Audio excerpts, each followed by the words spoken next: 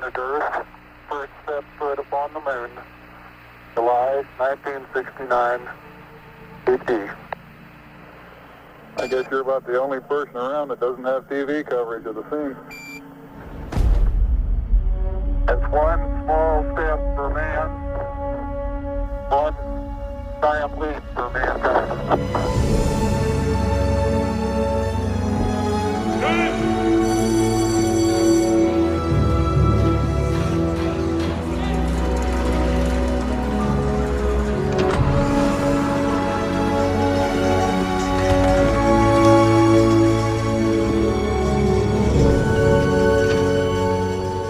Wait, what?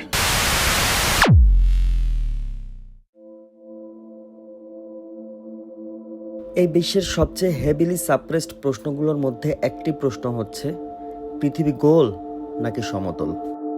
পৃথিবী যদি সত্যি গোল বা ঘূর্ণায়মান হয়, তাহলে কোরআনে কেন এই ব্যাপারে কোনো ব্যাখ্যা নেই?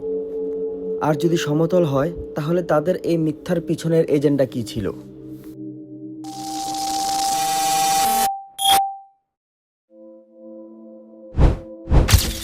নাসার মতে পৃথিবীর আকৃতি হচ্ছে গোলক ফুটবলের মতো, যা প্রতি ঘন্টায় 1670 কিলোমিটার স্পিড বেগে ঘূর্ণায়মান অবস্থায় রয়েছে। আমরা এখন স্ক্রিনে যে ভিডিওটি দেখতে পাচ্ছি, এটি হচ্ছে সোলার সিস্টেম। পৃথিবী সূর্যকে ফলো করছে একটা নির্দিষ্ট কক্ষপথে ঘুরতে ঘুরতে। সূর্য এক জায়গায় স্থির না, সেটা গ্যালাক্সিতে 7,20,000 কিলোমিটার ঘন্টা গতিতে চলতেছে। অপরদিকে পৃথিবী ঘুরছে সূর্যের চারপাশে, সেটা হচ্ছে 1,07,000 কিলোমিটার ঘন্টা বেগে। এখন মেইন কথায় আসি, আমরা কেন এই ঘূর্ণায়মান এবং এই গতিবেগ টের পাই না? অবশ্যই আপনাদের কাছে এই প্রশ্নেরও উত্তর আছে, আর তা হচ্ছে গ্র্যাভিটি। গ্র্যাভিটি এত শক্তিশালী যে বিশাল মহাসাগরকে ধরে রাখতে পারে। সেই একই গ্র্যাভিটি আবার বড় বড় বিল্ডিংগুলোকে টেনে ধরে রেখেছে। কিন্তু এই গ্র্যাভিটি হিলিয়াম বেলুনগুলোকে ধরে রাখতে পারে নাই। এটা একদমই সাধারণ ব্যাপার। হালকা বস্তু উপরের দিকে উঠবে এবং ভারী বস্তু নিচের দিকে নামবে। তাহলে প্রজাপতির ক্ষেত্রে গ্র্যাভিটি কোথায়? গ্র্যাভিটি যদি সত্যি অনেক শক্তিশালী হতো, তাহলে আমরা উঠে দাঁড়াতে পারতাম না, একদম মাটির সাথে লেপ্টে যেতাম। নিউটনের কল্পনায় গ্র্যাভিটি নামক তত্ত্ব জন্ম নেওয়ার অনেক আগে থেকেই ঘনত্ব আর ভাসমানতা ছিল প্রকৃতির এক অদ্ভুত সুন্দর ব্যাখ্যা। কেন আপেল নিচে পড়ে আর হিলিয়াম বেলুন আকাশে ওঠে? এর কারণ একটাই, যে বস্তু যার আশেপাশে পরিবেশের চেয়ে বেশি ঘন, সেটা নিচে নামে, আর হালকা হলে উপরে ওঠে। আপেল নিচে পড়ে কারণ এটা বাতাসের চেয়ে ঘন, হিলিয়াম বেলুন উঠে কারণ এটা বাতাসের চেয়ে হালকা। এখানে গ্র্যাভিটি বলতে কোনো শক্তির প্রয়োজন নেই। এই কারণে বৃষ্টির ফোঁটা নিচে নামে আর পানির মধ্যে বাতাসের বাবল উপরে ওঠে। সবকিছু তার আপেক্ষিক ঘনত্ব অনুযায়ী উঠে বা নামে, যতক্ষণ না তা তার ভারসাম্যের অবস্থানে পৌঁছায়। তাই একটা ছোট পাথর সাগরের তলদেশে ডুবে যায়, আর বিশাল বিশাল ক্রুজ জাহাজ বা এয়ারক্রাফট ক্যারিয়ার পানির উপরে ভেসে থাকে। কারণ ছোট পাথর যদিও আকারে ছোট, কিন্তু এর ঘনত্ব পানির চেয়ে বেশি, তাই ডুবে যায়। আর বিশাল জাহাজের ভলিউম অনুযায়ী তার ঘনত্ব পানির চেয়ে কম, তাই সেটা ভেসে থাকে। নিউটন যদি তার আপেলটা পানিতে পড়তে দেখতো, তাহলে বুঝতো আপেলটা বাতাসের চেয়ে ঘন বলে সেটা পড়ে গেছে, কিন্তু পানির চেয়ে হালকা বলে সেটা পানিতে ভেসেছিল। এই ছিল প্রকৃতির সহজ ও সুন্দর নিয়ম, যা মানুষ শতাব্দীর পর শতাব্দী ধরে বুঝে আসছিল। কিন্তু হঠাৎ এক সময় তারা আমাদের বই পাল্টে দিল, আমাদের বিশ্বাসকে তারা পাল্টে দিল। নিউটনের জ্যোতির্বিজ্ঞানের পক্ষ সমর্থকরা একে বিজ্ঞান জগতের সবচেয়ে বড় আবিষ্কার এবং আধুনিক জ্যোতির্বিজ্ঞানের ভিত্তি বলে দাবি করে। কিন্তু যদি প্রমাণ করা যায় যে এই গ্র্যাভিটেশন আসলে নিছক একটা অনুমান এবং এটি শুধুমাত্র মস্তিষ্কের কল্পনা, যার বাস্তব অস্তিত্ব এর প্রবক্তা আর সমর্থকদের মাথার বাইরে কোথাও পাওয়া যাবে না, তাহলে আধুনিক এই তথাকথিত বিজ্ঞানের সমস্ত তত্ত্ব ভেঙে পড়ে যাবে একেবারে সমুদ্রের মতো সমতল ভূমিতে। আর এই তথাকথিত সবচেয়ে নির্ভুল বিজ্ঞান এবং বুদ্ধিমত্তার কীর্তি এক লাফে পরিণত হবে হাস্যকর কুসংস্কারে, এবং তা হবে মানুষের অজ্ঞতা আর বিশ্বাসযোগ্যতাকে ঠকানোর সবচেয়ে বড় প্রতারণা, যেটা এখনো কেউ প্রকাশ করতে পারে নাই। নাসার মতে পৃথিবীর আকৃতি হচ্ছে গোল ফুটবলের মতো, এবং এটি ঘূর্ণায়মান অবস্থায় রয়েছে, যা সূর্যকে ফলো করছে। কিন্তু কোরআন আমাদেরকে কি বলে?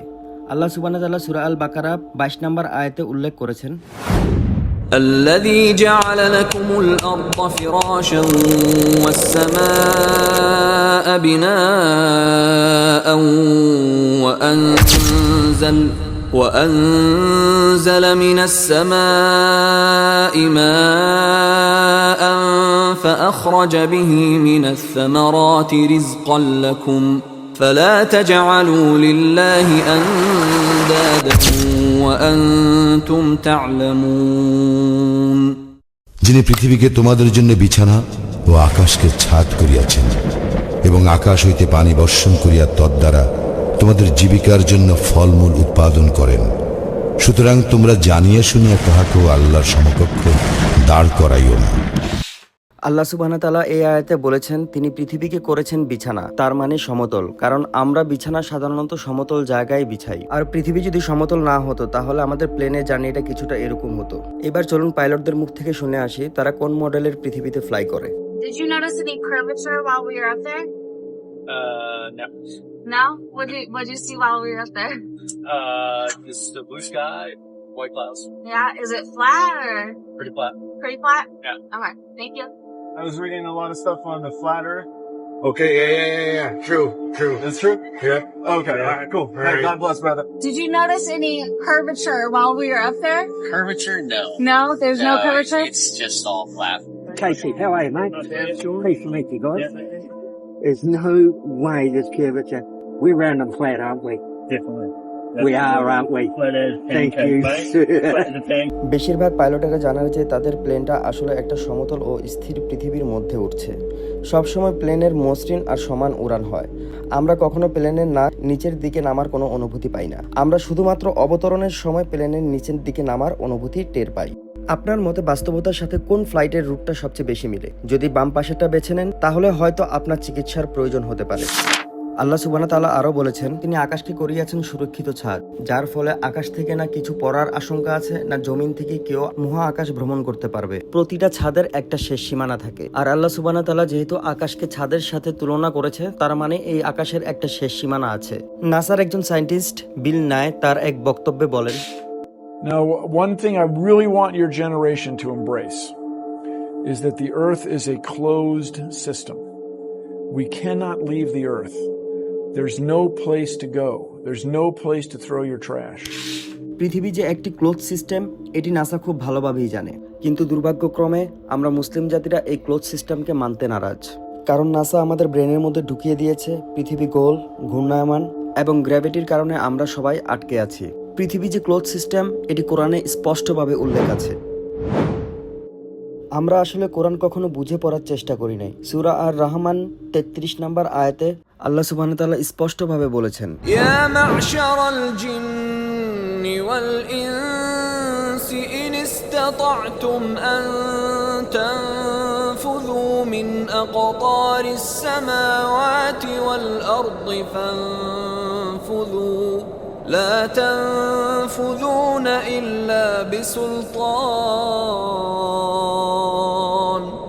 হে জিন ও মনুষ্য সম্প্রদায়, আকাশ মণ্ডলীয় পৃথিবীর সীমা তোমরা যদি অতিক্রম করিতে পারো অতিক্রম করো, কিন্তু তোমরা অতিক্রম করিতে পারিবে না সনদ ব্যতিরেকে।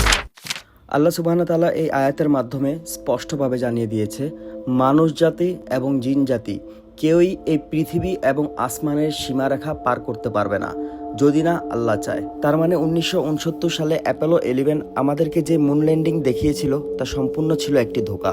অ্যাপোলো 11-এর 3 জন অ্যাস্ট্রোনটের মধ্যে একজন অ্যাস্ট্রোনটের নাম ছিল বাজ অ্যালড্রিন। তিনি এক ইন্টারভিউর মাধ্যমে তাদের মুন ল্যান্ডিং এর সত্য ঘটনা উদ্ঘাটন করে। চলুন দেখে আসি।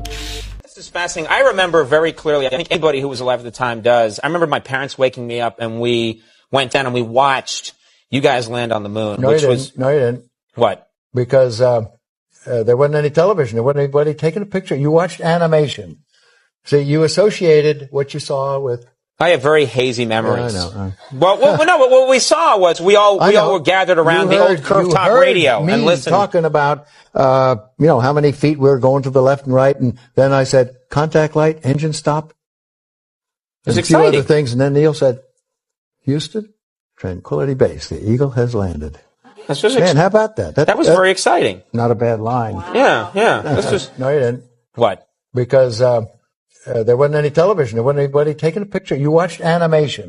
Sure, you watched animation. Sure, you watched animation. Sure, you watched animation. আল্লাহ সুবহানাহু ওয়া তাআলা বলেছেন আকাশকে করেছেন সুরক্ষিত ছাদ। এখন আপনারা এই ভিডিওটির মাধ্যমে দেখতে পারবেন একটি রকেট সর্বোচ্চ কতটুকু পর্যন্ত উপরে উঠতে পারে এবং কোন স্তরে গিয়ে রকেটটি স্টাক হয়ে যাচ্ছে। systems are go for launch. T-minus 10 seconds. 9, 8, 7, 6, 5, 4, 3, 2, 1.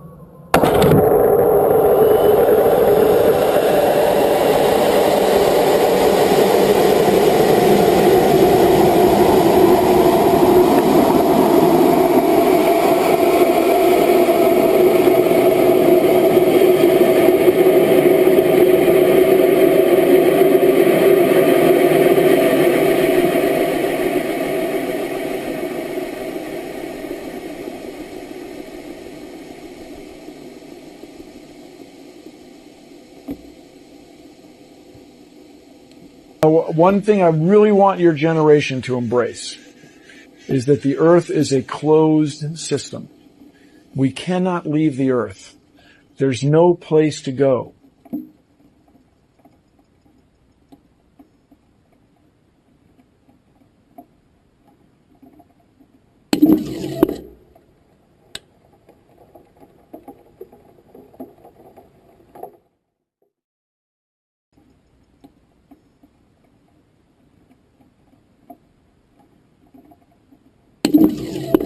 এটাই হচ্ছে আকাশের শেষ বর্ডার, আর আল্লাহর হুকুম ছাড়া কেউই এই সীমারেখা অতিক্রম করতে পারবে না।